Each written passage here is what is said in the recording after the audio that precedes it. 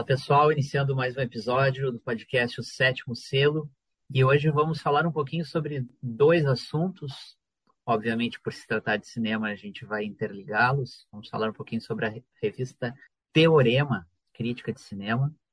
E vamos comentar um pouquinho também sobre a lista da revista britânica Sight and Sound, que desde 1952 publica a cada década a sua lista de 100 melhores filmes da história do cinema, sempre em anos terminado em dois, e por isso agora em 2022 saiu a lista da Sight and Sound, que vale para esta década de 2020, e que, como toda a lista, é cheia de polêmicas, grandes lembranças, esquecimentos imperdoáveis.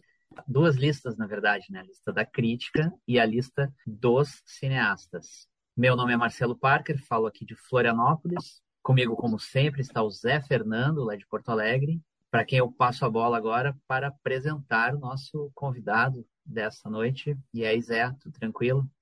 O nosso convidado já era um cara que eu estava pensando em convidar já fazia bastante tempo, né?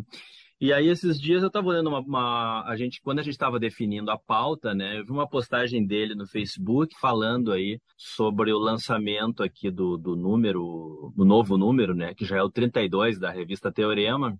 Ele estava chamando aí pro lançamento da revista ali na Livraria Taverna, no centro. E aí ele dizia assim: colaboradoras, colaboradores, amigos, amigas, cinéfilos em geral, cheguem para pegar seu exemplar, tomar uns drinks e falar mal da lista da Sight and Sound. Eu falei, pá, então é ele mesmo que vai falar.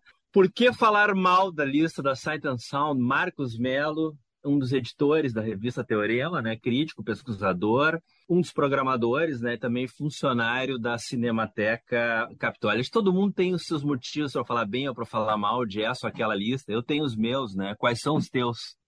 Na verdade, isso foi uma brincadeira, Zé. Não, quando eu convido as pessoas para falar mal da lista da Sight and Sound, foi meio uma brincadeira, porque casualmente a gente estava finalizando a Teorema, né, quando saiu a lista. E era o assunto na minha bolha, assim, todas as pessoas falando mal e tendo chilique por causa da lista e tal, né? Eu acho que lista é uma coisa que a gente não tem que levar a sério demais, entendeu? Assim, e sempre é bom, mesmo quando a lista é ruim, ela é boa, porque ela promove uma discussão, ela promove briga, ela promove essas irritações, esses desconfortos.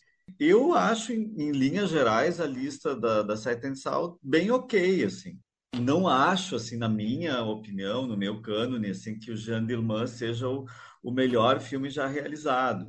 Mas também partindo do princípio que não existe melhor filme já realizado, porque eu tenho uma enorme dificuldade para fazer uma lista de 10, deixo um monte de coisa fora. Então, assim, se vocês me perguntarem qual é o maior filme já realizado, para mim são vários, entendeu? Assim, eu acho que a produção de cinema é tão grande, tão diversa, né? Embora seja uma arte ainda relativamente jovem, né? Tem só pouco mais de 100 anos. Eu acho que esse ranking sempre vai motivar esse tipo de discussão e de descontentamento ou mesmo de aprovação, né? Talvez as feministas, as críticas mulheres, especialmente, estejam muito satisfeitas com a indicação do Jean Dillman, que realmente é um grande filme, é um filme muito importante, assim. E uma coisa que eu acho bacana também é dar uma escanteada no Cidadão Kane, assim, porque ele ganhou até hoje foram 8 listas da Sight and Sound e ele ganhou 7, ele estava no número 1 em 7 das listas. 6 listas, eu acho que a sétima foi Um Corpo que Cai, do Hitchcock, né? Que também é um filme maravilhoso e tal. Então, o que eu acho, quando eu falo assim, vamos falar mal da lista da Sight and Sound, é um pouco uma brincadeira também. Eles realizam um trabalho muito, muito sério, muito importante. Eles escutaram esse ano mais de 1.500 críticos, pesquisadores, programadores de cinematecas, inclusive o Leonardo Bonfim, que é o programador da Cinemateca Capitólio, foi um dos participantes. Ele mandou a lista dele. Foram 1.639 pessoas que votaram, se eu não me engano. E se chegou a essa lista, que eu acho bem ok. O meu único senão em relação à lista é que eu acredito que para a gente fazer esse tipo de avaliação, a gente tem que ter um tempo mínimo de distanciamento histórico temporal. Eu deixaria sempre de fora, numa lista dessas, os melhores de todos os tempos e tal, a produção dos últimos 10 anos, assim, que eu acho que é um tempo para a gente avaliar melhor, né, as coisas. Então, eu acho que é muito cedo para a gente cravar, assim, entre os 100 melhores, filmes como O Corra, do Jordan Peele, O Retrato de uma Jovem em Chamas, da Céline Sciamma, porque são filmes ainda muito recentes. A gente pensar que tem alguns grandes filmes da história que foram super influentes e tal, e que ficaram de fora dessa lista dos 100 para dar lugar a um filme mais recente, né? Eu acho que isso é um pouco complicado. Um outro fator que eu percebo muito assim, né, é que hoje essas votações elas têm cada vez críticos mais jovens e que têm um repertório que é muito restrito à produção mais recente. Então, a tendência é que cada vez diminua mais o número de filmes realizados lá nos primórdios do cinema, no cinema silencioso e mesmo no cinema clássico, e se privilegia a produção mais recente. Mas isso é um reflexo da época em que a lista foi feita, e isso também é interessante. A maneira como a lista foi produzida, quem votou. A minha lista, quando eu faço a minha lista, né? Vocês pediram para eu fazer uma lista, depois a gente pode falar sobre isso, mas eu percebo assim que a minha lista dos 10 melhores, ela é muito concentrada na década de 60, 70, entendeu? Acho que isso é uma coisa geracional também. Eu sou de 66, então assim, para mim o cinema moderno é o grande cinema, assim, né? Embora, claro, eu acompanhe o cinema contemporâneo, mas acho que a gente vai ter um certo distanciamento temporal para fazer esse tipo de entronamento, para essa canonização. Eu acho que é cedo para a gente colocar Celine Sciamma, Jordan Peele no cânone ainda. Eu acho que a gente deixá-los na lista dos 10 melhores do ano, dos 10 melhores da década, tá de bom tamanho, mas para a lista dos 100 maiores filmes de todos os tempos, eu acho que ainda é um pouco cedo. Sim, isso que tu falou, né, da juventude de alguns críticos e tal. Os filmes dos anos 2000, né, eu ia falar do século, mas tem um que é exatamente do ano 2000, né, portanto está no século XX ainda, mas enfim. São 9. Os que estão mais distantes no tempo ali são Os Catadores e Eu, da Agnès Varda, o Mulholland Drive, do David Lynch, e o In the Mood for Love, do Wong Kar-wai, né? E tem filmes que são, como tu falou, são muito recentes, né? O Moonlight, que é de 2016, O Retrato de uma Jovem em Chamas, que é de 2019, e o filme do Jordan Peele, que é de 2017. Essa realmente foi uma das críticas aí, né? E a crítica mais antipática, assim, mais agressiva que eu vi foi do Paul Schrader, não sei se chegou a ler essa. Ele Não estava lembro.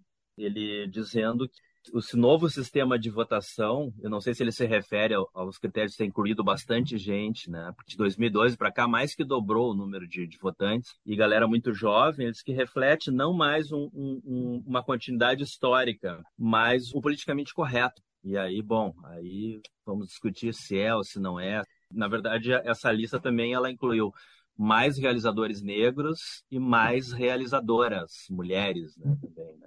Eu não usaria o termo politicamente correto. Eu acho que isso tem a ver mais com as questões identitárias, assim, que elas emergiram em anos recentes e elas são muito fortes. Elas são cada vez mais fortes.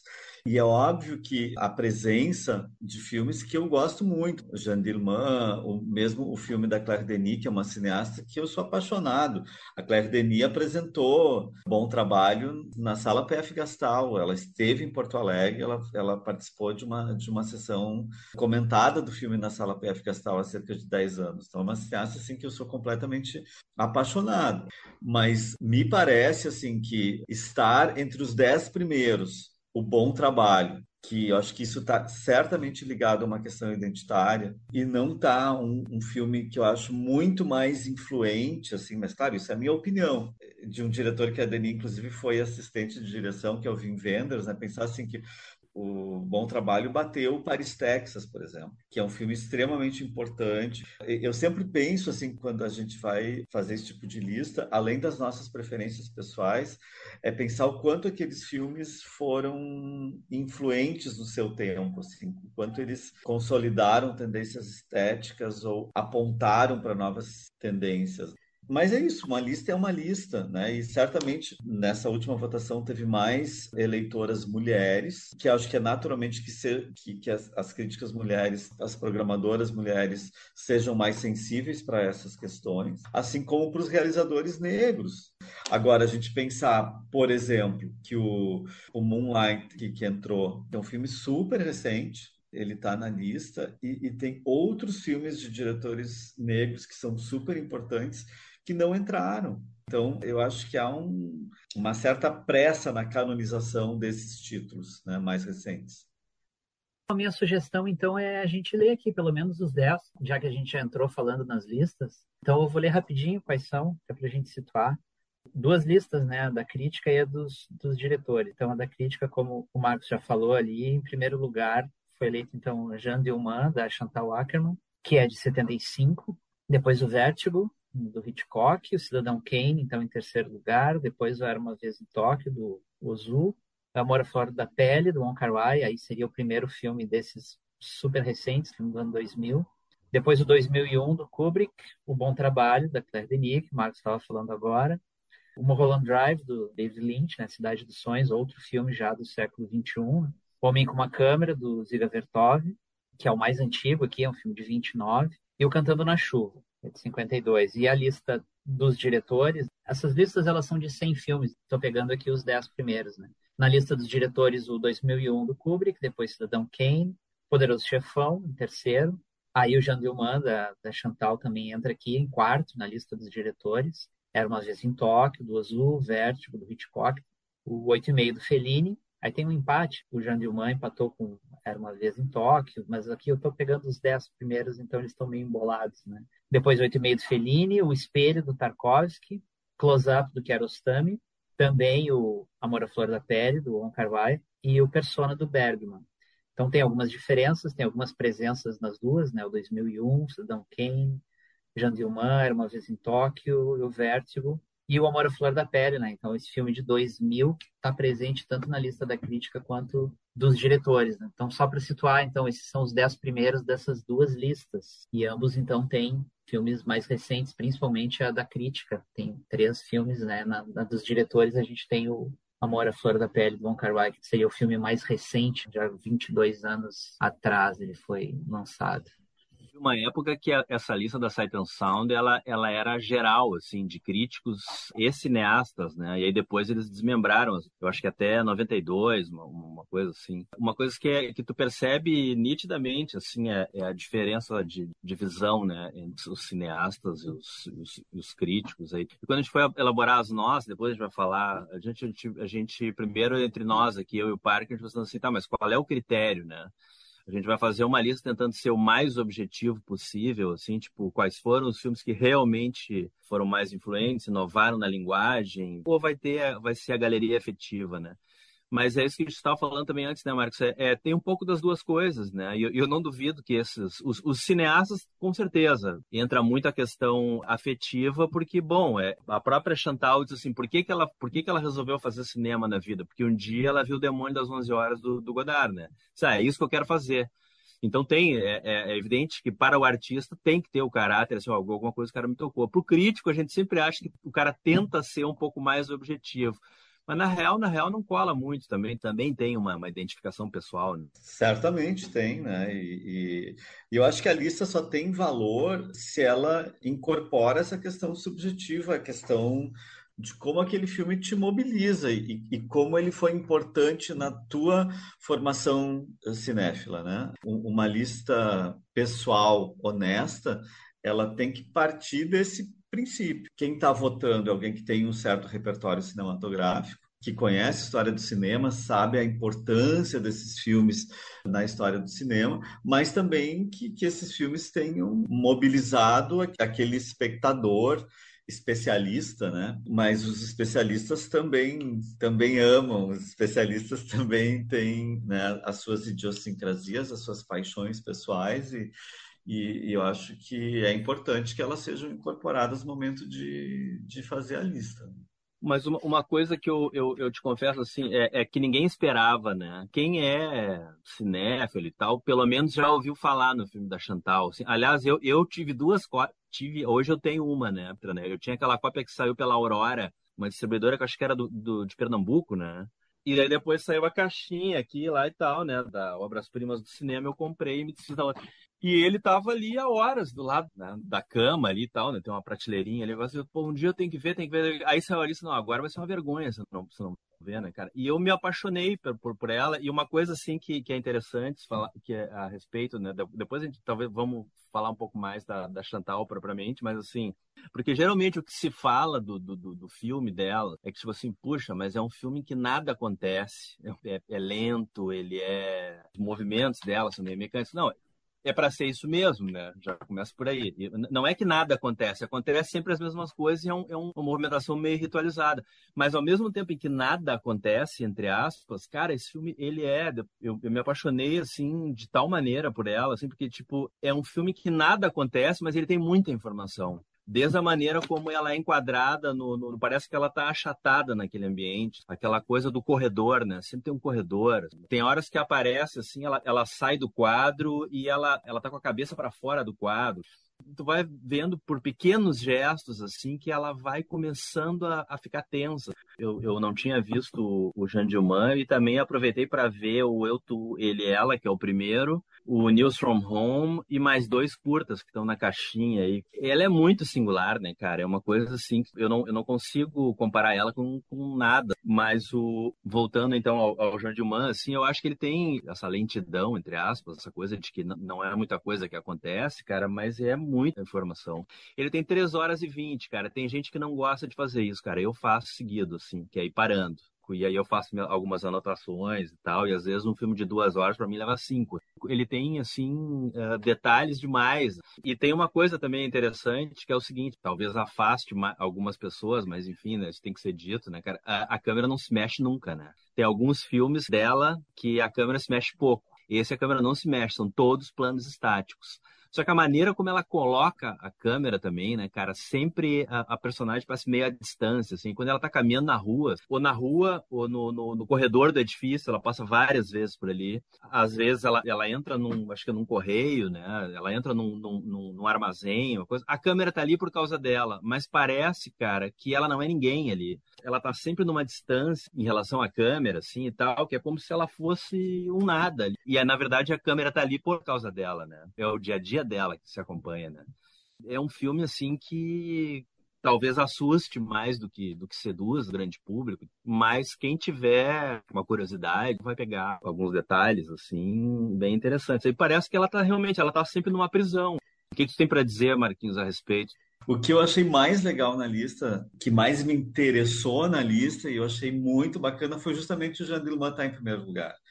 Eu acho que esse é o grande fato novo e bom da lista. Porque o que esse tipo de lista faz? Ele movimenta, a lista é comentada e ela naturalmente vai despertar uma curiosidade em relação aos espectadores. E é um filme que muita gente vai atrás a partir do momento que ele aparece nessa lista. Quem acompanha esses fóruns, essas tipo Letterboxd, assim, diz que o filme está sendo super visto desde que foi anunciado. E isso eu acho maravilhoso. Tu ter uma geração de novos espectadores que vão entrar em contato com esse filme pela primeira vez, um filme com uma direção tão rigorosa, com opções estéticas tão radicais. E eu acho isso maravilhoso, porque o Cidadão Kane é o suprassumo do cinema clássico. Vamos combinar que depois de 6 décadas já estava na hora dele ceder espaço para uma proposta de cinema mais moderna. Isso não tira a importância do Cidadão Kane, mas faz com que uma nova geração de espectadores vá assistir o Jean Dillman pela primeira vez. E sim, é um filme exigente, é um filme difícil, é um filme que tem um final estarrecedor. A gente não vai dar spoiler, mas esse final ele transforma tudo o que a gente viu antes e dá uma coerência enorme para tudo que a gente viu antes.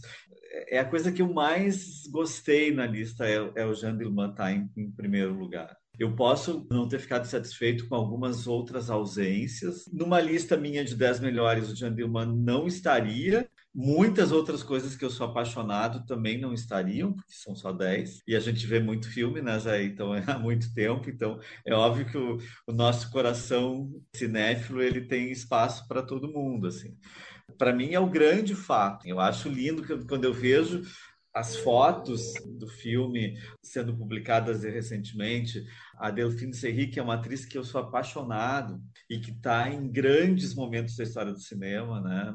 Não vamos esquecer que a Delphine é a protagonista do ano passado em Marimbá, que é um outro filme revolucionário e que não está na lista dos 10. Eu acho meio chocante a gente ter, por exemplo, o Bom Trabalho, que é um filme excelente, e não ter o Ano Passado em Marimbá, que é um filme que rompeu com uma série de coisas na história do cinema. Mas é isso, as listas são assim e elas não foram feitas para agradar todo mundo, ninguém é feito para agradar todo mundo. E o importante é que elas existam e que elas mostram que o cinema está vivo, que os filmes estão vivos e estão circulando. E hoje é muito mais fácil a gente acessar ao Jean Dillman. Se essa lista saísse em 1980, aqui em Porto Alegre, a gente não ia conseguir ver o filme, né? Hoje a gente pode ter acesso a ele de diferentes maneiras. Então, nesse sentido, o acesso ao cinema se democratizou muito também. E eu fico imaginando o nó que o Jean Dillman pode dar na cabeça de um jovem cinéfilo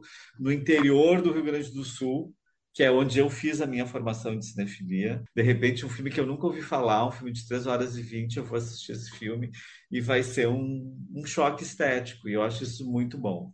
Queria falar duas coisinhas sobre esse filme rapidinho, assim. Uma é que hoje em dia, já há um bom tempo, a gente tem esse conceito de experiências interativas, coisas que de alguma maneira tu interage com elas e tal. E a arte também acabou entrando nisso. Isso me veio à mente a primeira vez que eu vi, aliás, primeira e única até agora, né? Eu ainda não revi esse filme, porque eu acho assim, ó, essa coisa dele separado é a história de uma mulher que tem uma rotina, e é uma rotina que é seguida à risca, dia após dia, que inclui preparar comida para o filho, que vai chegar da rua e troca 3, 4 palavras com o filho, né? E essas outras coisas que fazem parte ali da rotina dela. E eu acho que, de alguma maneira, ele é um filme interativo, talvez até um pouco inovador nesse sentido, porque ele nos convida para dentro daquela rotina. E o fato da gente assistir, daqui a pouco achar, mas que demorado, ou sei lá, não acontece nada, é porque assim é a vida dela. Me parece que ela nos convida para sentir aquela falta de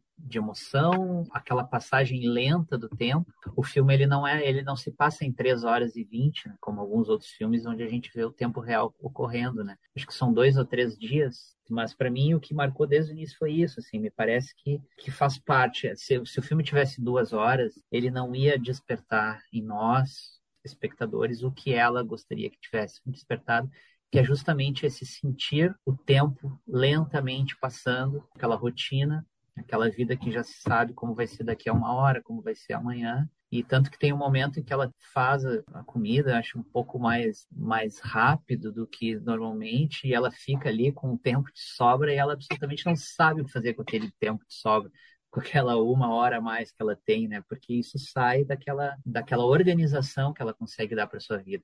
E uma outra coisa interessante, vocês procurem no YouTube, eu não lembro o nome do vídeo agora, tem uma conversa dela, da Chantal, com a Delphine Seyrig, em que a Delphine cobra dela, assim, tá, mas no que eu vou estar pensando quando eu estou ali cortando comida? E a Chantal diz, não importa, né? As pessoas não vão saber, elas vão te ver. E a Delphine, não, mas isso é pouco para mim. Eu preciso saber no que eu vou estar pensando enquanto eu corto. Então tem uma discussãozinha levemente tensa entre elas, né? E depois que eu me dei conta, pô, Chantal hoje, tudo bem, hoje ela é um grande nome, mas na época ela não era, né?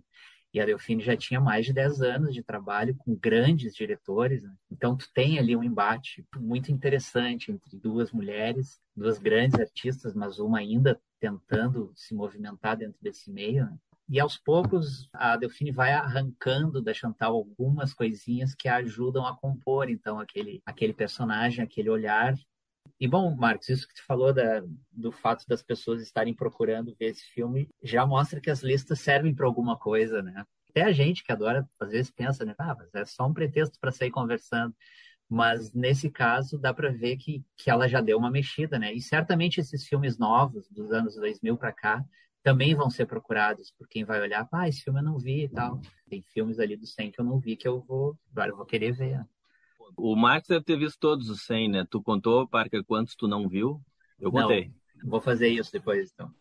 Eu não contei, nem então, deve ter algum que eu não vi, eu acho, mas tem que olhar a lista com mais atenção. E eu também, em anos recentes, aí eu tô numa batida mais também de rever muitos filmes, né? Porque uma coisa que a gente vai se dando conta com o passar do tempo é que a gente vai esquecendo dos filmes, né? Os filmes vão ficando com esse excesso de informação e de imagens que a gente recebe cada vez mais. Rever os filmes é muito importante. O Jean Dillman, em que pese as suas 3 horas e 20 de duração, é um filme para ser revisto, porque é um filme muito pensado, assim, é um filme muito, muito de encenação, né, de mise-en-scène. E ele tem uma coisa que me agrada muito enquanto cinéfilo, mas eu sei que isso não vale para a maioria dos espectadores, é que eu adoro filmes que me desconfortem, assim, que me tirem do eixo, que me deixem incomodado. Eu sempre fui muito atraído por esse tipo de filme, assim, desde na minha adolescência, assim, eu lembro que um filme que mexeu muito comigo, assim, eu devia ter uns 13 anos, mais ou menos, que eu vi na televisão aberta, foi o Persona. E eu fiquei, assim, pirando com esse filme, eu não entendia quase nada, mas as imagens dele não saíam da minha cabeça. Eu acho que tem filmes que não são para qualquer tipo de sensibilidade, para qualquer tipo de disposição, mas eu sempre gostei desse tipo de filme. E o Jean Dillman é um filme que realmente radicaliza isso. Mas volto a repetir, eu acho genial que ele esteja em primeiro lugar nessa lista. Ele já estava na lista dos 100 melhores, né? Já em outras. É um filme que até aquele livro Mil e Um Filmes para Ver Antes de Morrer, é um filme que já está canonizado, mas conquistar esse lugar que ele conquistou agora me parece um fato histórico bem importante. Inclusive porque ele é um filme dirigido por uma mulher. E ele apresenta um outro olhar sobre o mundo das mulheres. O filho da Jeanne Dillman é uma coisa assim que dá vontade de estapear aquele guri, né? Porque o guri não faz nada, chega em casa, senta, quer a comida pronta, não tira a mesa, não arruma a própria cama, pede dinheiro para a mãe. Quer dizer, a situação de servilismo das mulheres, ela está escancarada, né, nessa encenação tão seca e tão dura que o filme propõe. E tem um detalhe muito importante, que aí não é um spoiler, eu acho que não é um spoiler porque já está logo no início, a gente já se dá conta disso, né? É que essa dona de casa, essa mãe de família ali, é uma prostituta. É muito legal também a forma como a Jeanne Dillman vai representar a personagem da prostituta, que é uma personagem clássica, né? Tanto na literatura quanto no cinema, tá? Desde os primórdios do cinema, né? A figura da prostituta está em cena, mas aqui ela vai aparecer de uma forma como ela nunca tinha aparecido antes, né? Isso é muito legal. Destituída de qualquer estereótipo da prostituta, né? Da roupa, sensualidade, não tem nada disso, né? Só para falar um pouco mais aí da trajetória da Chantal, né? Ela é belga, era belga, né? Já é falecida. Ela fez o primeiro filme aos 18 anos, que é aquele curta, que é muito divertido, né? Não é o caso de dar spoiler, mas é na cena final, né? O desfecho do filme do Demônio das 11 Horas, que é o filme que tanto impactou ela, né? O Explode a Minha Cidade foi feito quando ela tinha 18 anos, só que ele só foi lançado, na verdade, 3 anos depois, porque ela estava meio insegura em relação ao material e tal, né? E aí depois vem um outro curta, que é o quarto, também tá nessa caixinha aí que saiu pela Obras Primas do Cinema. O primeiro longa também está na caixa, que é o Eu, Tu, Ele, Ela, que é um filme bem peculiar também, né? E que tem uma alta exposição, assim, né? Bem forte. E o Jean Dillman, ela faz quando ela tem 24 para 25 anos. E o Notícias de Casa tá na caixa também, que é um filme muito peculiar também, porque na verdade, assim, ó, ela tá morando em Nova York, então a mãe manda cartas para ela lê as cartas da mãe, né? Então, na verdade, tu só fica sabendo do cotidiano, o cotidiano da família, né? A mãe e o pai pai tem um comércio lá e tal, que eles estão enfrentando dificuldade, a irmã está se separando do marido, não sei o quê, e na verdade tu não fica sabendo muito da própria Chantal, né? Esse filme também tá na lista do 100, né? Da Sight and Sound. Ela filma, digamos assim, cara, a vida na cidade, assim, né? E é uma Nova York completamente desglamorizada, né? São os trabalhadores na rua, o trânsito. E, na verdade, tu não fica sabendo muito dela, mas tu percebe o quanto essa mãe é invasiva também, da minha parte, pelo menos para fechar da questão da Chantal, que é a relação que ela tinha com a mãe dela, né? Elas são de uma família judia, né? Então, o filme também tem muito essa coisa do... E ela fala isso, né, nos extras ali. As famílias judias têm uma coisa, assim, costumes muito ritualizados. Os caras são muito determinados, assim, tem horário para fazer tudo. A mãe dela escapou de Auschwitz, né? No caso, a mãe da Chantal e os avós foram para Auschwitz. Os avós da Chantal não voltaram, ela sobreviveu. E ela, durante toda a vida, ela foi muito, muito ligada, muito dependente da mãe. Quando a mãe morre em 2015, ela fica muito deprimida e ela se suicida logo depois, né? Parece que ela não aguentou essa ausência da mãe. Isso foi em 2015, né? Mas eu não sabia bem, né, em 2015, olha a vergonha, quem era a tal da Chantal, né? Eu tinha ouvido falar do filme. E aí é que eu fui ler a respeito da vida dela. E eu acho que uma coisa também, né? Cara, é impossível não se apaixonar por ela, assim, porque ela, desde os primeiros curtas, assim, tu vê que ela é uma pessoa extremamente inquieta. Ela descobriu meio que uma razão de viver, assim, ao fazer cinema. Tipo da pessoa que tu não consegue imaginar fazendo outra coisa. Porque os filmes dela são muito pessoais também, né? Fala uma coisa, né, só descobri em 2015 e tal, mas isso também não é à toa, né? A Chantal Akerman teve um único filme distribuído no Brasil, que é o filme mais comercial dela, que é o filme que ela fez com a Juliette Binoche e o Gerard Depardieu, que ela filmou em Nova York. Eu vi o filme no MUBI, cara, não gosto muito, não gostei muito. Assim. Sim, é uma tentativa que ela vai fazer de cinema comercial, assim. Ela tenta fazer uma comédia romântica americana e a gente exibiu esse filme no Capitólio, numa ocasião. Mas é o único filme dela que teve distribuição comercial no Brasil. Era impossível, até muito pouco tempo atrás, a gente ter acesso aos filmes se eles não tivessem distribuição comercial, seja em cinema ou em home video. Ela nunca foi distribuída no Brasil. Então, é natural que nós, aqui no Brasil, tivéssemos mais dificuldade em conhecer os filmes dela. Hoje, com os canais de streaming, com a facilidade de baixar os filmes, muitas distribuidoras aí de DVD lançando, né, essas caixas, essas edições. A minha cópia do Jean Dillman é da Lume Filmes, que era uma distribuidora lá de São Luís do Maranhão. Uma edição bem simples, mas uma edição bonita, assim, a capa é muito bonita e tal. Mas é isso. Antes disso, a gente não tinha a menor condição de ter acesso a esses filmes. Então, é natural que ela tenha ficado nesse certo ostracismo, principalmente aqui no Brasil. Mas como uma autora difícil, né, ela sempre ficou restrita a um público de nicho. Por isso a importância dessa lista também, né, dela estar nessa lista agora encabeçando, porque isso faz com que surja um interesse enorme em relação ao cinema dela. Só vou fazer uma breve comparação aqui dos 10 mais da lista de 2022 e de 2012, para ver o que saiu, o que entrou, né? Sobreviveram 5 filmes. O Cidadão Kane, coitado, né? Depois de 5 anos, depois de 5 décadas ou 6, enfim, sempre no primeiro lugar, ele vai, a cada eleição, ele vai descendo uma, né? Na 2012 ele estava em segundo, agora ele caiu para terceiro.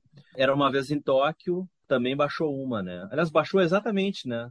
O Jean Dillman pulou à frente, os outros 3 caíram uma posição cada uma, né? Um Corpo que Cai, que era primeiro, agora virou segundo. O Cidadão Kane, Era Uma Vez em Tóquio. 2001, né, do Kubrick. Um Homem com uma Câmera, que eu tava revendo esses dias, né? Cara, esse filme esse é um filme, ele é imortal, né? Não sei se dá para dizer que é o maior documentário de todos os tempos. Aliás, também tem uma lista, né, de documentários. Também não contei nessa lista de 100 quantos documentários tem, não são muitos. É o Shoah, o Homem com a Câmera. Mas esse filme, o método do Dziga Vertov é uma coisa muito peculiar também, né? Dos filmes que entraram aí, então, tá o In the Mood for Love, o Jean Dillman, O Bom Trabalho, o Mulholland Drive do Lynch, que é um filme que eu amo, cara, mas eu também não colocaria em uma de 10, mas nem a pau. E o Cantando na Chuva. Discordo profundamente, tá na minha lista dos 10. Nos 10, cara. Pá, velho, nos 10. Bom, Tá. Não, e eu amo esse filme, cara. Eu amo, mas. E o Singing in the Rain e tal, né? Que enfim, muitos consideram o maior musical de todos os tempos e tal. Os filmes que estavam na lista dos 10 continuam na lista, mas não estão mais na dos 10, né? A Regra do Jogo e a Aurora, né? A Regra do Jogo do Renoir, ou a Aurora do Murnau. Rastros de Ódio, né? Do John Ford. A Paixão de Joana d'Arc, do Dreyer. E Oito e Meio, do Fellini. Eu acho que esses filmes, cara, aí também, para encerrar da minha parte, assim, é que a gente se acostuma durante tanto tempo, né, que esses filmes são, assim, o cânone, né, e a gente realmente fica meio chocado, assim, né, quando entra um filme mais recente aí no... Aliás, cujo filme preferido sempre foi Um Corpo que Cai, desde sempre, eu acho que, eu não considero o Corpo que Cai o melhor filme de todos os tempos. Eu acho que o Cidadão Kane foi mais inovador. Cara, é o abecedário da linguagem cinematográfica, né? O Orson Welles não funda a linguagem cinematográfica, mas ele mostra o brinquedinho, ó, olha o que se pode fazer com isso. Ó, tipo assim, vocês nunca tinham pensado nessas coisas, né? Então, me parece isso, assim, o Cidadão Kane ainda tem para mim esse caráter, assim. E se pensar assim, então, e o Eisenstein, onde é que fica nessa, né? O Pois é. Embaraçado Potemkin, toda a escola russa do cinema de montagem, que é absolutamente extraordinária e tal, né? Mas aí eu acho que entra essa questão dos filmes do coração, assim, né? E vai ser natural que, conforme o tempo for passando, conforme as décadas forem passando, que os filmes clássicos, os filmes fundadores, eles vão deixar de ter lugar na lista. A carroça anda, né? Os filmes novos vão surgindo, os filmes clássicos vão sendo cada vez menos vistos, e isso também ajuda a explicar por que eles vão começar a ser menos votados. E isso não vai tirar a importância deles, de maneira alguma. Eu, sinceramente, eu acho que já era tempo assim do Cidadão Kane abrir espaço. Eu acho que a gente tem que entender essas transformações, que são transformações bem-vindas. Acho que é importante que, se nas escolas de cinema, por exemplo, né, nos cursos de formação de novos realizadores, se sempre se viu Cidadão Kane, que se passe a ver também Jeanne Dielman, né? Eu acho que as listas funcionam para isso, o cânone funciona para isso, para fazer com que os filmes sejam falados, sejam devidamente valorizados, e que isso seja incorporado, né, pelo sistema, né, a gente pode chamar do sistema das artes, né, que inclui, né, desde a produção até a recepção, tudo que faz com que o filme seja canonizado, né, a crítica e tal.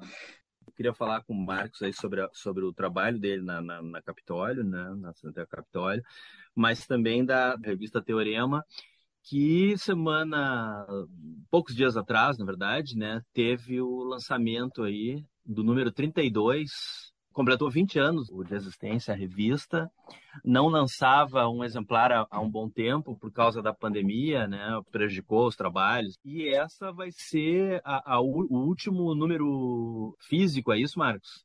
A princípio vai ser, né? Eu sempre digo que nada é para sempre, assim, mas a gente pretende dar um tempo, assim, em relação a essa coisa das edições impressas, porque a pandemia esculhambou tudo, assim, né? E para quem está nos escutando aí ter uma ideia, os custos, por exemplo, de gráfica dobraram de 2019, quando a gente lançou a última edição, que foi a 31, para hoje. Hoje custa exatamente o dobro do valor fazer uma revista impressa como a Teorema. Isso vale para tudo, para livro, para qualquer coisa impressa, né? Então a gente vai tentar resolver, né? Manter a revista de uma forma virtual. Vamos ver como isso vai funcionar. A gente ainda nem sentou para conversar, para ver quando vai ser o próximo número, como é que a gente vai operacionalizar isso, né? Porque cada edição impressa nos consome muito tempo. Nós somos 6 editores, tempo e dinheiro, porque nós pagamos os custos da revista de diagramação, de impressão, sai do nosso bolso. Então, esse é um dos motivos pelos quais a gente está resolvendo dar um tempo, assim, porque realmente está caro fazer a revista dessa forma, nesse formato. E como todos nós temos outras atividades, que é o que efetivamente nos sustenta, né? A gente faz a revista nas poucas horas vagas que a gente tem. Então, tudo isso pesa. Mas a gente está bem feliz, assim, de ter conseguido fechar 20 anos, né? Num país como o Brasil, são raras as coisas que completam 20 anos. Manter uma publicação impressa dedicada à reflexão cinematográfica com esse perfil é um grande feito, assim. A gente não é a Sight and Sound, que foi criada em 32. Vejam só que coisa incrível, né? E a Sight and Sound, ela está ligada ao British Film Institute, né? Seria, acho que a instituição mais próxima, né, que a gente teria no Brasil do British Film Institute seria a Cinemateca Brasileira, né? É uma instituição que recebe dinheiro do Estado, né, do governo inglês, para cuidar da memória do audiovisual do Reino Unido. Então, é o maior acervo de filmes, de imagens em movimento, né? Então, eles têm sala de exibição, eles têm esse programa de preservação e difusão, e tem a revista que está aí, né, há tanto tempo, e que cumpre esse papel que é muito importante. Essa sistemática deles, né, de lançarem e organizarem essas votações de 10 em 10 anos e super publicizarem isso, divulgarem isso bastante, isso movimenta a cinefilia. E uma coisa que é legal também de falar que lá em Londres, essa votação é acompanhada por uma mostra nas salas do British Film Institute, que as pessoas vão poder ver os filmes nas melhores cópias, nas melhores condições. Então, é isso, o cinema fica vivo, né? Os filmes ficam vivos. Mas não somos a Inglaterra, né? Não temos um British Film Institute aqui, e eu acho que a gente conseguiu esse grupo de 6 pessoas manter esse projeto de publicar uma revista impressa, né? Nas condições que a gente tem aqui no país, né, que são sempre tão adversas para a área da cultura, para a reflexão, e isso se intensificou enormemente nos últimos 6 anos, né, desde o golpe lá de 2016. Acho que é um feito importante, assim. Eu particularmente, eu tenho certeza que os meus colegas, que são a Ivonete Pinto, o Fabiano de Souza, o Milton do Prado, o Enéas de Souza e o Flávio Guirlan, e lá no início o Fernando Mascarello, que foi um dos editores até o número 10, que todos se orgulham muito assim do trabalho que foi realizado, dos textos que a gente publicou nessas edições, das entrevistas, né? Cada edição tem uma longa entrevista. Então a gente tem aí uma coleção de 32 entrevistas, que são entrevistas muito boas, modéstia à parte, assim, entrevistas que são realmente fontes de consulta, assim, para quem se interessa por cinema. Nessa última edição a gente tem uma entrevista com a Maria Augusta Ramos, né, a documentarista que está radicada na Holanda há muito tempo. Mas é isso, né? Esse é o trabalho que a gente desenvolveu e agora espera desenvolver de uma outra forma, num outro formato. Ainda não sabemos exatamente como, quando, mas em breve a gente vai divulgar isso. Falou desse número 32, hein, comemora os 20 anos, da entrevista com a Maria Augusta Ramos. O que mais que tem? A capa é o Godard, né? Isso, a capa é o Godard, tem um texto longo do Enéas de Souza, que abre a edição sobre o Godard. O Enéas é um dos grandes especialistas, né, em Godard. Ele escreve sobre Godard desde a sua juventude, lá nos anos 60, quando ele foi um dos editores da revista Filme 66, e no livro que ele publicou também nos anos 60, Trajetória do Cinema Moderno. E uma coisa que é muito bonita assim, no Enéas é ver que o Enéas começou a escrever sobre o jovem Godard, quando ele era um jovem crítico, e ele acompanhou toda a trajetória do Godard ao longo das décadas e sempre escrevendo sobre ela, né? Então, assim, é muito raro a gente ver isso. Um cara que lá na juventude escreveu sobre Acossado e que agora escreve um texto que é um balanço sobre toda a carreira desse diretor que se encerra, né? Se encerrou esse ano. E aí a gente tem, como sempre, tem uma participação grande, né, de uma presença grande de filmes brasileiros. A entrevista com a Maria Augusta Ramos é acompanhada por um texto da Liliana Suspar, que é uma documentarista também daqui, muito importante, né, que conhece muito o cinema da Maria Augusta. Inclusive, a Liliana participou da entrevista também. Aí a gente tem textos sobre filmes brasileiros recentes, como Os Primeiros Soldados, Marte 1, Paloma, o Serial Kelly.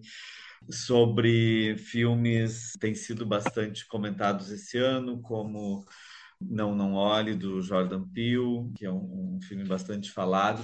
Tem um texto que eu gosto muito, que é um texto do Marcelo Miranda, que ele fala sobre uma série de blockbusters recentes que, segundo eles, são uma resposta a essa fórmula pasteurizada dos filmes de super-heróis da Marvel e da DC.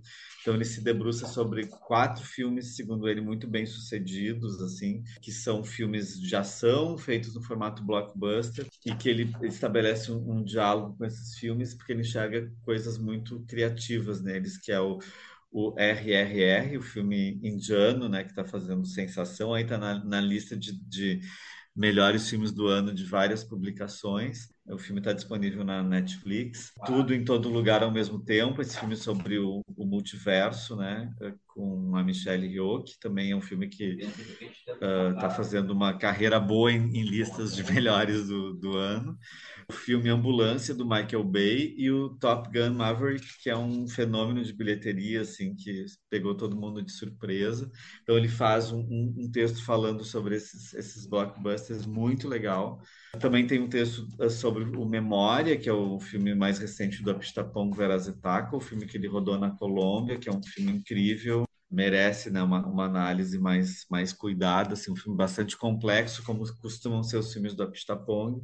Então eu acho que ficou uma edição bacana, assim, a nossa edição de aniversário. Tá bonita, pode ser comprada na Livraria Taverna. Quem não mora em Porto Alegre pode comprar pelo site da revista. E também tem na Bamboletras, na Livraria Bamboletras, que agora está num novo endereço na Avenida Venâncio Aires. Esses locais, Marcos, tem algum número atrasado, um número antigo Tem, também? tem, Ah, que tem. legal. E a gente também combinou com a taverna que as pessoas podem pedir números antigos para eles, assim, que aí eles enviam. Marcos, e o Capitólio? A gente não sabe o que vai ser feito da usina do gasômetro. Você vai continuar tendo uma sala lá e tal, é uma pena, né? Mas, por outro lado, assim, até o Capitólio, que ficou fechado durante tanto tempo e reabriu, tá muito legal lá. Não só a sala em si, mas o prédio todo. Eu fui numa sessão no verão ali, levei meu filho para ver a Fantástica Fábrica de Chocolate, né, que estava completando 50 anos lá e tal, tipo, fez um tour guiado, então muito legal, enfim. Como é que tu vê, assim, esse lance das cinematecas hoje, do público que frequenta as salas de cinema? Eu acho que a Maria do Rosário Caetano escreveu. Encontrei o Lerina um pouco antes de fechar ali Gran Café. exatamente. E o pessoal se queixando, claro que o Capitólio tem outro perfil, não é uma sala comercial, mas enfim, o pessoal se queixando assim de que hoje está muito difícil levar as pessoas sair de casa, né, para ir a uma sala de cinema e tal. Geralmente são esses filmes acontecimento, né, tipo filme de super-heróis que estava falando, blockbusters e tal. Claro que não é o nicho das cinematecas, né, das salas ditas alternativas, mas como é que tu vê assim a frequência nas salas de cinema no geral, assim? A frequência diminuiu absurdamente, né? Ela se mantém para os grandes blockbusters. Por exemplo, dizem que o Avatar, nesse final de semana, teve um ótimo desempenho. Assim como outros filmes recentes, o Wakanda Forever, o Adão Negro, são filmes que têm feito um público muito bom, assim. Mas tem uma questão que para mim é incontornável aqui no Brasil, é que o valor do ingresso ele está proibitivo assim para a grande maioria das pessoas. E com a concorrência do streaming, não tem como fazer frente à diversidade que o streaming oferece a um preço razoável. E isso vale mesmo por uma classe média que tem emprego, para mim, hoje, assim, eu moro no centro de Porto Alegre, trabalho no centro de Porto Alegre, né, na Cinemateca Capitólio. Se eu quiser assistir um filme lá no Iguatemi ou no Bourbon Country, onde tem o espaço, o Cine Espaço, né, do Ademar Oliveira, eu gasto R$ 100 em transporte, ingresso e um lanche, assim. Mas se eu saio do trabalho às 6 da tarde eu quero assistir um filme, por exemplo, sei lá, terça-noite, para eu chegar lá e comer alguma coisa lá e assistir o filme, eu gasto R$ 100. Isso aconteceu recentemente comigo, eu fui assistir o filme Carvão, um filme brasileiro, muito interessante, aí com a Maeve Jenkins. Eu fui assistir o filme num domingo, o filme tinha estreado na quinta-feira, em uma única sessão, o Cine Espaço lá no Bourbon Country. Só eu de espectador na sala. não tinha mais ninguém, né? No final de semana, domingo, que é um dia nobre. E é isso, quando eu vi, eu gastei R$ 100. Eu fui somar o quanto eu gastei de Uber, de ingresso e o lanche que eu fiz lá. Então, assim, se eu esperasse, assim, sei lá, 2 meses para ver o filme no Canal Brasil, eu não teria esse custo, né?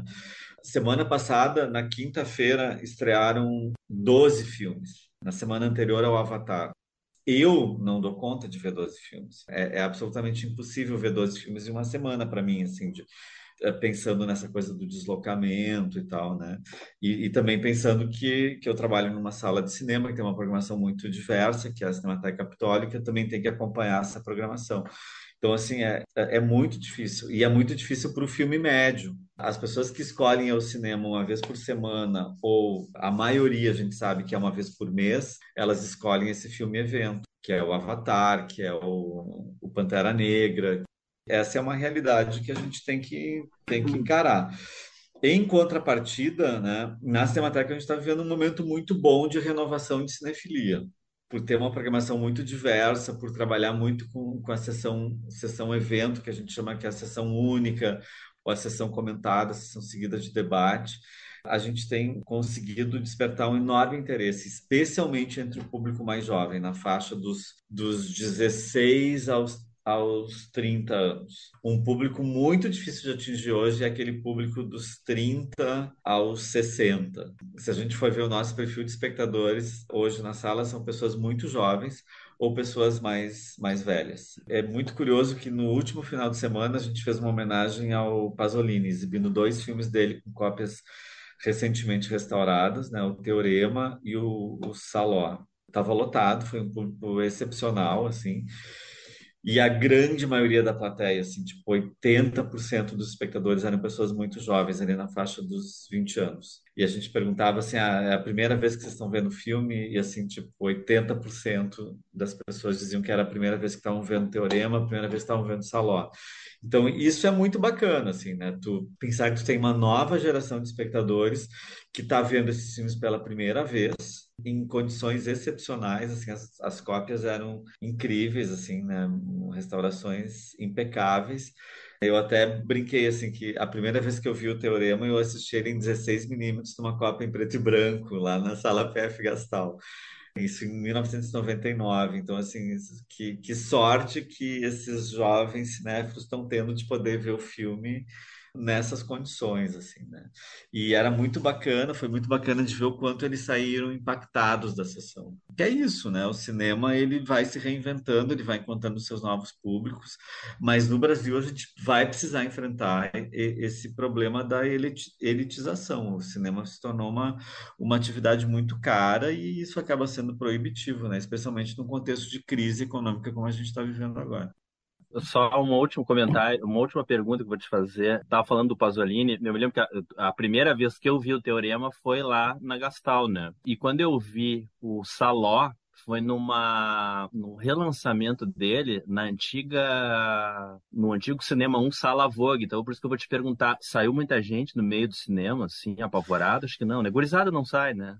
Não saiu ninguém e era um silêncio sepulcral na sala. E é um filme, o Saló, muito desagradável, assim, né? É um filme Bastante. realmente muito desagradável, uma experiência de cinema que exige muito do espectador, assim. Mas, surpreendentemente, ninguém saiu e as pessoas estavam efetivamente muito tocadas, assim. Foi uma experiência estética. Isso era claramente perceptível, assim, né?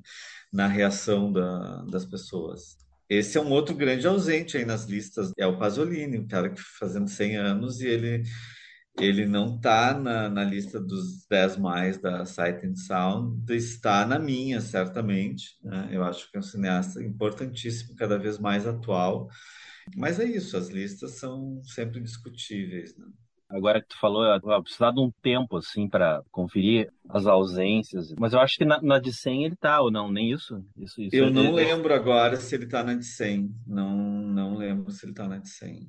Eu vou falar de um daqui a pouco que não está no 100. Então, quem sabe, então, para a gente encerrar, a gente vai com as listinhas particulares, conversando entre nós aqui, né? Qual é o critério? O critério é subjetivo, mas são filmes que nosso amigo Paulinho Moreira tem uma expressão interessante a respeito dessa coisa de disco, livro e filme, assim, que não é lá essas coisas, mas a gente gosta do mesmo jeito, né? Que é a categoria do azar eu gosto. Mas no caso, são filmes que a gente gosta, que a gente ama e que também são grandes filmes, independente de ser mais ou menos importantes na história ou não, né? Então a gente combinou de fazer 10, o Marcos parece que fez duas. Vamos deixar do Marcos por último, quem sabe? A gente fala as nossas primeiro, pode ser? Manda aí, Zé. Tá, cara, o Marcos tinha falado antes, a minha lista também se concentra lá. As décadas que eu mais tenho, assim, filmes na lista. Na verdade, são as únicas décadas, são três, basicamente: 40, 50 e 70. Porque eu não sei, né? Nas minhas anotações aqui, porque é outra coisa que a gente que gosta de filme vai anotando e fazendo listinha. E eu me dei conta de que a década que eu mais tenho, assim, filmes que eu mais gosto, assim, é a década de 50. Eu não sei explicar por quê, mas é a década de 50, que até nem é considerada por exemplo, no cinema americano, uma década tão importante. Ela vem depois da Era de Ouro e antes da Nova Hollywood. Mas tem um monte de gente surgindo ali, Samuel Fuller, o Nicholas Ray, o Kubrick até. Até hoje de tarde eu estava me debatendo aí, porque essa lista provavelmente vai mudar na semana que vem, né? O primeiro videocassete que eu comprei, eu fui na locadora para pegar esse filme. E eu peguei, ele não me decepcionou e ele até hoje continua o maior de todos. É o meu preferido, mas eu não acho que seja maior que Cidadão Kane, mas é o meu preferido. Que é O Corpo que Cai, né? O Corpo que Cai é imbatível pra mim, né? Crepúsculo dos Deuses, do Billy Wilder. Do Bergman, Gritos e Sussurros. O Taxi Driver também é outro que não sai nunca da lista. Um filme que eu vi por tua causa aí, Marcos. Foi lá na Gastal que eu vi um ciclo do Mizoguchi e me apaixonei por Crônicas da Lua Vaga desde a primeira vez que eu vi, né? É um filme que não sai. E a minha mulher gosta muito desse filme também. Eu gosto todos, cara, dele, assim. Eu acho que naquele ciclo passava o Oharu, né? A Vida de uma Geisha, o Intendente Sancho e Amantes Crucificados, né? Eu vi todos. Mas o Crônicas da Lua Vaga, pra mim, é fantástico, assim. Um que a gente já falou aqui, né, num episódio que a gente fez sobre ele, né? O Noite de Estreia do Cassavetes. Dois filmes que eu revi hoje à tarde, no dia que a gente está gravando aqui, para ver se eles estavam na lista ou não estavam, porque na anterior eles não estavam e agora eles estão. O meu filme preferido do Carl Dreyer, para mim, é Dias de Ira, que é um dos melhores filmes sobre a Inquisição, muito legal. Um dos meus filmes noir preferido, que é o meu gênero preferido, Na Embriaguez do Sucesso, do Alexander McKendrick, com o Tony Curtis e o Burt Lancaster fazendo dois, cara, dos maiores ratos da história do cinema, assim, é uma coisa inacreditável que aqueles caras são de víbora, assim, de cobra, né? E os diálogos desse filme, cara, são uma coisa assim inacreditável. Fotografia de Nova York, né, à noite, esqueci o nome, música do Leonard Bernstein, muito foda esse filme. Punhos de Campeão também é outro noir que eu gosto pra caramba, do Robert Wise. Esse eu também vi a primeira vez numa cinemateca, mas no caso foi lá eu me lembro, cara, foi numa falecido Ponto de Cinema Sesc, foi a primeira vez que eu vi. E recentemente eu revi, quando ele saiu pela Versátil, eu vi pela primeira vez ele com comentário em áudio, que é uma coisa que eu não ouço muito, assim, era o Scorsese e o Robert Wise conversando sobre o filme, assim, cara, e ele é muito foda. E aí o último dos quatro, cara, dos 10, foi no Unidunité entre quatro filmes, cara, que era O Tesouro de Serra Madre, do John Huston, o Peeping Tom, que eu vi também lá na Gastal pela primeira vez. Eu vou te confessar que da primeira vez eu gostei, mas ele não me chamou a atenção. Quando eu revi ele, cara, eu não entendia por que a carreira do Michael Powell tinha terminado por causa desse filme, cara. Agora eu entendo, assim, porque o filme, ele é de um veneno, cara. Ele atira para todos os lados, assim, na imprensa marrom inglesa. É uma coisa impressionante esse filme, assim. Os Esquecidos, do Buñuel, e O Passageiro, Profissão Repórter, do Antonioni. Mas eu acho que ele, desses quatro, acabou entrando Os Esquecidos aí, então. Então é essa a minha lista. Bela lista. Vai lá, Então, Parker. vou lá. Eu vou fazer por ordem cronológica, tá? Eu até tenho o meu número um aqui, que depois eu digo, mas eu não botei primeiro, segundo, terceiro, porque fica mais difícil. Então, vamos lá. Por ordem cronológica, então, O Martírio de Joana d'Arc, do Dreyer, que é o meu filme mais antigo, que acho que ele é de 27, né, 28. Mas concordo contigo, podia estar o Dias de Ira, podia estar A Palavra, né? O Dreyer tem pelo menos uns 3 filmes assim, que tu fecha os olhos e puxa para eleger como um dos melhores. Cidadão Kane, depois tá o Rashomon, o Kurosawa. Tem 2 diretores aqui que parecem de maneira repetida. Tem aqui o Morango Silvestres e depois o Persona. No meio desses dois, o Psicose. Um outro diretor que tem 2 vezes, também o Kubrick, né, com uma sequência, 2001 e o Laranja Mecânica, 68 e 71. Poderoso Chefão. E tu falou dos Esquecidos, né? Para mim, a grande ausência dessa lista dos 100 da Sight and Sound é o Buñuel, que é um dos meus diretores preferidos. Eu botei aqui esse Obscuro Objeto do Desejo, né? Eu acho que o Buñuel foi um cara que terminou, assim, num nível altíssimo, né? Da vontade que ele pudesse ter feito mais uns 2 ou 3, né? 77, se não me engano, seria o meu filme mais recente. Eu acho que o 2001 é o grande filme da história dos cinemas. Tive o prazer de assistir ele ali na Casa de Cultura também. Então são esses aí. Claro que tem aqui a coisa afetiva, né? Mas eu realmente acho que todos eles são obras-primas. Marcos, tô contigo Legal, aí. então. Fiquei curioso para Bom, saber as duas listas agora. bom, vamos lá. Eu fiz a primeira lista. É bem difícil, né? E aí eu procurei equilibrar esses cineastas que são cineastas do coração e que eu sempre revejo. Filmes que eu sempre revejo e cada vez que eu revejo eu acho que é uma experiência nova e impressionante, assim. Então, o meu primeiro da lista, que é o mais antigo, é o Narciso Negro, do Michael Powell e do Emeric Pressburger. É de um filme de 1947, o mesmo diretor do Peeping Tom, né? O Michael Powell, que é um grande filme também. Mas o Narciso Negro, eu acho que para mim é um filme muito impressionante. Assim, a maneira como ele aborda a sexualidade, o desejo naquele convento que é localizado num antigo harém, e aí como aquele clima erótico do harém, né, do passado daquele espaço, começa a influenciar aquele grupo de mulheres. É um filme muito impressionante, um filme de atmosfera, assim, e que tem um uso da cor que é revolucionário, assim. Eu acho que é um filme que a fotografia colorida desse filme traz para a linguagem cinematográfica é muito impressionante. É um legado, assim. Eu acho que é um filme que abre caminhos, realmente. O meu segundo é Um Corpo que Cai, do Alfred Hitchcock, né? Que o Hitchcock tem grandes filmes, mas esse é um filme que inventa o cinema moderno, né? O Milton do Prado tem um artigo numa das teoremas que ele defende essa tese e eu concordo plenamente que o cinema moderno só é possível por causa do Corpo que Cai do Hitchcock. Realmente é um filme que a cada revisão ele te desvenda coisas novas. O meu terceiro filme é o Imitação da Vida do Douglas Sirk. Eu sou completamente apaixonado pelo melodrama. O melodrama é um dos grandes gêneros assim do cinema, um dos que mais me mobilizam enquanto espectador. E esse filme é o suprassumo do melodrama. Era o filme favorito do Fassbinder, que é um dos cineastas do meu coração também, mas que não está na minha lista de 10 e também é um cara meio esquecido nas listas, mas é um filme extraordinário. Assim, cada vez que eu revejo, é uma experiência estética nova, assim, e muito, muito intensa. O quarto da lista é O Leopardo, do Quino Visconti, que é um cineasta que eu gosto muito. Eu acho que é um filme também muito impressionante pelas coisas que ele consegue realizar como encenação, né? E um filme muito ousado. Ele tem uma sequência que dura 1 hora, né? A sequência do baile, que é deslumbrante, assim, é uma coisa realmente incrível. É um tipo de filme que não se faz mais hoje em dia. Continua atualíssimo. A própria ideia motriz do filme, né? Que as coisas devem mudar para que continuem as mesmas, né? Eu acho que isso é uma coisa que está sempre valendo, assim, né?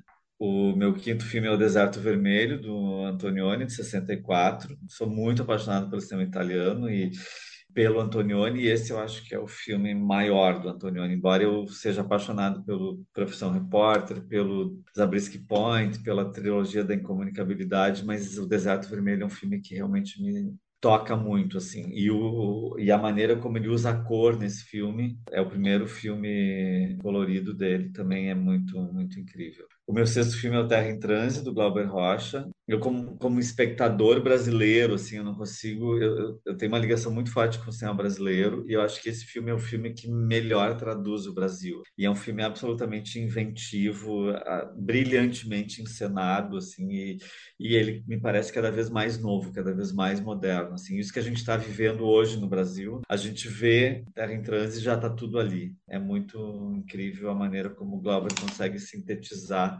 a loucura desse país que a gente vive, e não à toa é um filme que fora do Brasil também é muito admirado. O meu sétimo filme é o 2001, Odisseia no Espaço. Acho que o Kubrick, que para mim é um deus do cinema, assim, e esse filme é uma coisa inacreditável, assim, cada vez que a gente vê é muito impressionante, né? É um filme ensaio, né, que rompe, né, também com uma narrativa tradicional, e cada sequência do filme é um primor, assim, né? Além do que é um filme super enigmático, é um filme que ele não se revela inteiramente nunca, assim, né? É um filme mistério, e isso eu acho muito impressionante. E é um filme que fez um enorme sucesso de público. Isso também é muito bacana, assim, um filme tão sofisticado, um filme tão hermético, ter chegado a tantos espectadores. O meu oitavo filme é O Teorema, do Pasolini, que é um filme que casualmente eu revi nas melhores condições possíveis aí no último domingo, e confirmou isso. De um cineasta que eu adoro, um cineasta que é atualíssimo, e esse é o filme mais enigmático dele, é o filme que mais nos escapa, assim, né? Mas que é extraordinário. E não à toa o nome da revista, né, da nossa revista é Teorema, é uma homenagem ao filme.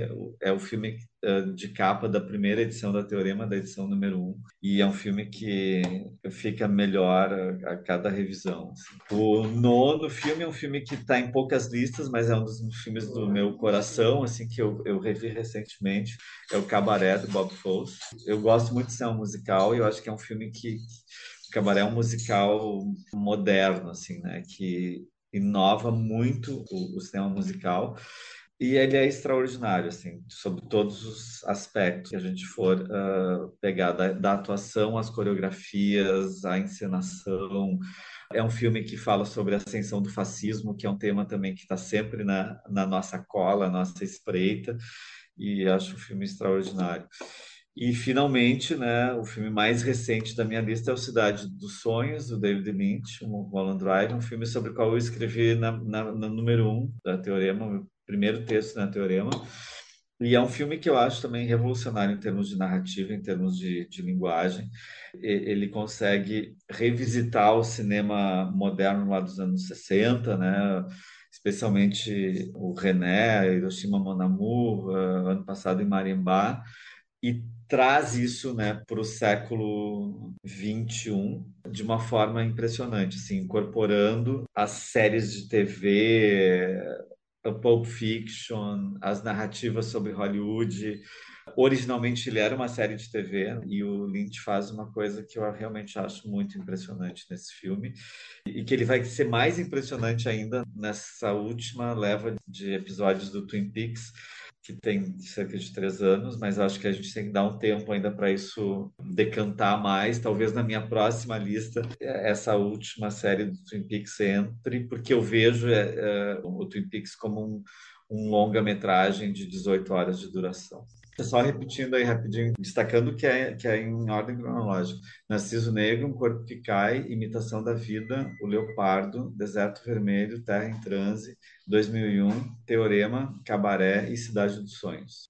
Bom, Marcos, a gente vai continuar. Tem mais uns 10 que tu elencou aí para o banco de reservas.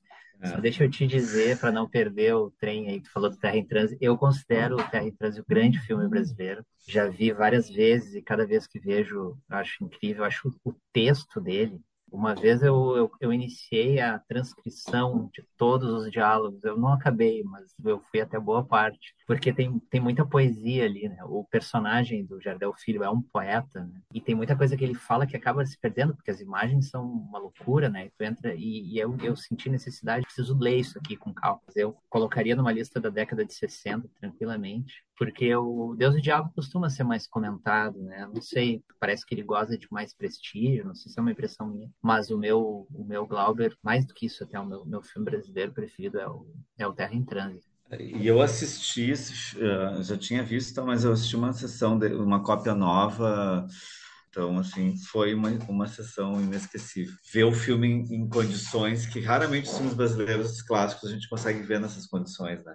Que são as mesmas condições que os grandes filmes americanos, os mesmos blockbusters têm de qualidade de exibição, de som, de cópia, e isso é uma coisa que é muito injusto no Brasil, a gente não ter acesso aos nossos clássicos como a gente deveria, é muito diferente, assim, né? Tu vê o filme nessas condições. É verdade. Então, palavra tua aí, vamos mais uns 10. Bom, a minha segunda lista, né? A minha lista reserva, começa com Encoraçado Potemkin, que realmente é um filme incrível e que trouxe muita coisa para o cinema, né? Assim, e é um filme que sempre que eu revejo eu acho muito bacana. O segundo é o Atalante, um filme do Jean Vigo, francês, que também eu acho sensacional. Cada vez que eu vejo é muito legal. A primeira vez que eu vi foi um impacto estético, assim, eu vi lá na Casa de Cultura Mário Quintana e revi recentemente uma restauração esplendorosa, assim, numa cinemateca e foi genial. O terceiro é o Cidadão Kane, reconhecendo tudo que ele trouxe. É um filme muito legal. Essa minha lista B ela é mais antiga, ela incorpora aí os filmes que trouxeram contribuições importantes. Aí entra o quarto filme, A Malvada, do Mankiewicz, que é um filme que eu amo, assim, que com uma das minhas atrizes favoritas, que é a Bette Davis, que é um filme absolutamente genial também, de diálogo, e é muito teatral, assim, no sentido de, inclusive, de se passar, né, no meio teatral, mas é um roteiro perfeito, diálogos perfeitos, as atuações são incríveis, e é um filme que cada vez que eu começo a ver, assim, se eu tô zapeando, eu não consigo parar. O filme seguinte é A Doce Vida, do Fellini, que também é um filme que a primeira vez que eu vi foi um impacto enorme e sempre que eu revejo é bom. Essa coisa de ser um filme a fresco, assim, né? Que não, com vários personagens que se cruzam, fazendo um painel de época, assim, eu acho muito impressionante. O ano passado em Marimbá é o seguinte, do René, que é um dos filmes mais inventivos, né, já feitos e mais lindos também, um filme muito bonito. Os Inocentes, do Jack Clayton, que é o meu filme de terror favorito, e que é um filme que é todo de atmosfera, assim, né? Que uma encenação brilhante. É um filme que eu revi há pouco também no Blu-ray. Era uma Vez no Oeste, do Sérgio Leone, que é um filme que toda vez que eu revejo, assim, eu digo, não, esse é o melhor filme já feito. Não tem outro filme tão bom quanto esse, porque é sensacional, assim. E esse é um filme para ver no cinema, né? A imersão que ele pede. Eu assisti esse filme em uma cópia também restaurada no Cine São Luís, lá de Recife, com uma tela gigante, que foi uma sessão, assim, daquelas que eu não esqueço. Aí, o nono filme da minha lista B é O Discreto Charme da Burguesia, do Buñuel, que é um cineasta que eu amo também, mas esse filme eu acho que é genial. E o Buñuel é o grande cara, né, que retrata o ridículo da burguesia, assim, ele consegue, desde o Cão Andaluz, A Idade do Ouro, ele é o grande cronista, né, da burguesia e ele por isso que eu acho que Os Esquecidos é um grande filme, mas é quando o Buñuel fala da burguesia que ele está no seu ápice, desde a Idade do Ouro, a Bela da Tarde, o Discreto Charme da Burguesia, o Fantasma da Liberdade, mesmo os Buñuel da fase mexicana, como o Elo, o Ensaio de um Crime, ele está sempre falando e trolando a burguesia, né? E para encerrar, um dos filmes que eu amo, assim, que eu revejo de tempos em tempos, é o filme espanhol, O Espírito da Colmeia, do Victor Erice, que é um filme também sobre o poder que o cinema tem sobre a infância, um filme extraordinário. Eu vi os filmes do Erice numa mostra de São Paulo, alguns anos eu consegui ver todos eles em cópias 35 mm novas, no mesmo dia. Então a gente via uma sessão às 17, outras às 19, outras às 21. Então e foi uma experiência incrível, assim. Então era o Espírito da Colmeia, o El Sur, que é um filme que não foi distribuído aqui no Brasil, que é muito legal, e o Sol de Membrilo, também, que é um filme que não foi distribuído no Brasil, que é a história de um pintor e que é também sensacional. É um cara que dirigiu muito pouco, né? Só fez 3 filmes. E tem, assim, cara, uma das grandes performances de uma criança na história do cinema, que é a estreia da Ana Torrente, né? Eu acho a maior, na verdade. Para mim, não Eu tem acho também, né? atuação infantil maior do que esse filme. Então tá, Marcos. É isso. E, Obrigado. e as nossas modestas listas, como, como a lista da Sight and Sound e outras que venham, a lista deles daqui a 10 anos, eu acho que o valor é esse, né, das listas. Por exemplo, a gente sempre tem lacunas, né, na nossa formação. Eu nunca vi o Dias de Ira do Dreyer e vou ver correndo, assim, ele já está na minha lista agora. E eu acho que isso que é legal das listas, né? A gente, de repente, se deparar com algum filme que a gente não espera ver na lista. E eu acho que isso é o que aconteceu com o Jean Dillman. Ninguém esperava que ele fosse estar na lista e encabeçando a lista. E as pessoas vão atrás, assim, vão rever para tirar a teima, assim, né? Mas será que é tudo isso mesmo? Ou vão ver pela primeira vez e aí uns vão gostar mais, outros vão gostar menos, outros vão odiar, mas isso é do jogo, né? A ideia da lista justamente é essa, é fazer com que os filmes circulem e a gente continue falando sobre eles, né? Valeu, Marcos. Então, pô, muito obrigado por aceitar o nosso convite. Legal, eu que agradeço aí o convite, Marcelo, Zé. Sempre é muito bom ficar falando sobre cinema. E não falamos mal da lista da Sight and Sound. Aquilo lá, volto a dizer, foi uma piada em relação ao frisson que essa lista publicou e que eu acho bom que provoque, as pessoas também têm que sair da sua zona de conforto. Então chega de Cidadão Kane, vão dar um tempo aí para Chantal brilhar e ser vista na próxima década e ser reavaliada e avaliada pela maior parte dos espectadores que não conhecem o cinema dela, porque ela ainda não estava na posição que estava o Orson Welles, né? Então tá, valeu, Marcos. Brigadão pela participação. Valeu, Zé. Grande abraço aí, pessoal.